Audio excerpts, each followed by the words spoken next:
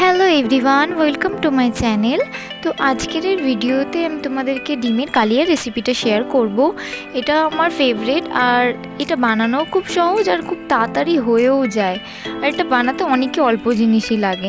তো ভিডিওটা বড় না করে তোমাদেরকে বলে দিই। তো সবার প্রথমে আমি দুটো পেঁয়াজ নিয়ে নিয়েছিলাম, ওটাকে কেটে রেখেছিলাম, মিক্সিতে পিষে নিয়েছি। পিষে নেওয়ার পর আমি ডিমগুলিকে বয়েল করে রেখেছিলাম, ওটাকে এখন ছাড়িয়ে আমি রেখে দিয়েছি।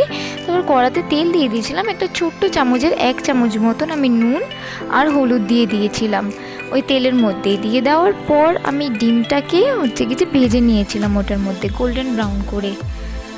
তো ডিমটাকে গোল্ডেন ব্রাউন করে ভেজে নেওয়ার পর আমি এটাকে তুলে নিয়েছি। আর ডিমটাকে ভাজার সময় না আমি খুন্তির কোনা দিয়ে একটু একটু করে দাগ দাগ বসিয়ে দিচ্ছিলাম, মানে ফাটি ফাটি মতন দিচ্ছিলাম, যাতে ওর মধ্যে তরকারির সময় মশলাগুলি ভেতরে যেন ভালো করে ঢুকে যেতে পারে।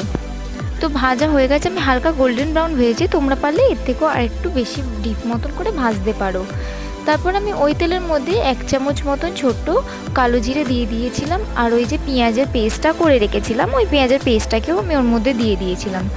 ওর মধ্যেই আমি এখন আপাতত কষিয়ে নেবো। আর একটুখানি জল দিয়ে দিয়েছিলাম, যেটা মিক্সিতে লেগেছিল গ্রেভিটা নেওয়ার জন্য আমি একটুখানি জল দিয়ে দিয়েছিলাম, দিয়ে ভালো করে কষিয়ে নিচ্ছিলাম। তারপর একটুখানি আমি 1 চামচ মতন আদা রসুনের পেস্ট দিয়ে দিয়েছিলাম।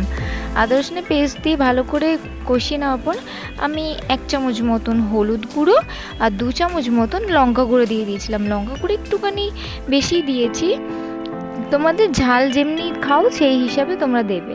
তো দিয়ে ভালো করে আমি কষিয়ে নিচ্ছি। ওর মধ্যে আমি আবার ধনে গুঁড়ো আর জিরে গুঁড়ো দিয়েছিলাম। ধনে গুঁড়ো জিরে গুঁড়ো আমি একসাথে মিক্স করে রেখেছিলাম, এই জন্য আমি 2 চামচ মতন দিয়ে দিয়েছিলাম। দিয়ে ভালো করে কষিয়ে নিয়েছি। কষিয়ে নেওয়ার পর ওর মধ্যে জল অ্যাড করব, কিন্তু ওটাকে ভালো করে আমি কষিয়ে নেওয়ার পরে আমি জল অ্যাড করব, আর একটু একটু করে অ্যাড করব, একবারে পুরোপুরি না, কারণ আমার কষানোটা ভালো মতন হয়নি। যাই হোক, আমি কষিয়ে নেওয়ার পর ভালো করে যখন দেখবো যে কালারটা একটুখানি ডার্ক টাইপসের হয়ে গেছে, তার মধ্যে তখনই আমি জল অ্যাড করব। তারপর স্বাদ মতন একটুখানি নুন দিয়ে দিয়েছিলাম। নুন দিয়েও ভালো করে মাখিয়ে নেওয়ার পর যখন দেখবো ওর ওপর তেল তেল হালকা ছেড়ে এসেছে, তখনই বুঝতে পারবো যে আমার এটা তৈরি হয়ে গেছে কষাটা। আর কালারটাও হালকা একটু লালচে মতন চলে আসবে। এটার মধ্যে তোমরা যদি কালারের জন্য কাশ্মীরি গুঁড়ো লঙ্কা দিতে পারো, ওটাতে বেশ কালারটাও দেখতে ভালো আসবে। তারপর আমি ওর মধ্যে দিয়ে দিয়েছিলাম গুঁড়ো গরম মশলা। আমি কাশ্মীরি গুঁড়ো লঙ্কা দিইনি, আমি এমনি তীখা লাল লঙ্কা দিয়ে করে নিয়েছি, কারণ ওটাতেও ভালোই কালার আসে। তারপর আমি ডিমটাকে মাখিয়ে নিচ্ছি। তোমরা জল দেওয়ার পরও ডিমটা দিতে পারো। তো আমি তো আগেই দিয়ে দিয়েছি, গ্রেভিটার সাথে মাখিয়ে নিয়েছি। তো ভালো করে আমি মাখিয়ে নেওয়ার পর আমি জল ঢেলে দিচ্ছি, আর আমি একটু বেশি জল রাখছি যাতে ওটা শুকিয়ে যাওয়ার পর গ্রেভিটা বেশ ভালোই দেখতে লাগে। তো ভালো করে জল দিয়ে দেওয়ার পর আমি মাখিয়ে নেবো আরও ভালো করে।